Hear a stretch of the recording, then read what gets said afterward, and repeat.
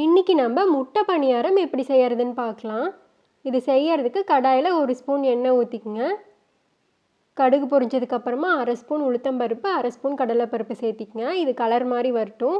5-6 வரமிளகாய் சேர்த்திக்கலாம். 2 பெரிய வெங்காயத்தை பொடிப்படியாக கட் பண்ணி சேர்த்திக்குங்க. கொஞ்சமாக கருவேப்பிலை சேர்த்து இது நல்லா வணக்கிக்குங்க. இப்போ ஸ்டவ் ஆஃப் பண்ணிடலாம். 4 முட்டை இந்த மாதிரி உடச்சி ஊற்றிக்கலாம். இப்போ முட்டைக்கு மட்டும் தேவையான அளவு உப்பு சேர்த்து மிக்ஸ் பண்ணிக்கோங்க. இப்போ நம்ம தாளிச்சதை உள்ளே சேர்த்து மிக்ஸ் பண்ணிக்கலாம். 9 கரண்டி மாவு இங்கே ஆட் பண்ணியிருக்கோம். உங்களுக்கு முட்டை டேஸ்ட் அதிகமாக வரணும்னு நினச்சிங்கன்னா 5 கரண்டி மாவு ஆட் பண்ணிக்கோங்க. 1/2 ஸ்பூன் மஞ்சத்தூள், 1 ஸ்பூன் மிளகாத்தூள் சேர்த்து மிக்ஸ் பண்ணிக்கலாம். 1 ஸ்பூன் ரவை சேர்த்திக்குங்க. ரவை இல்லைன்னா ஸ்கிப் பண்ணிடலாம். ஒரு 5 மினிட்ஸ் மட்டும் இதை மூடி வச்சுருங்க. இப்போ பணியாரக்கல் காஞ்சதுக்கப்புறமா எண்ணெய் ஊற்றி பணியாரம் ஊற்றிடலாம்.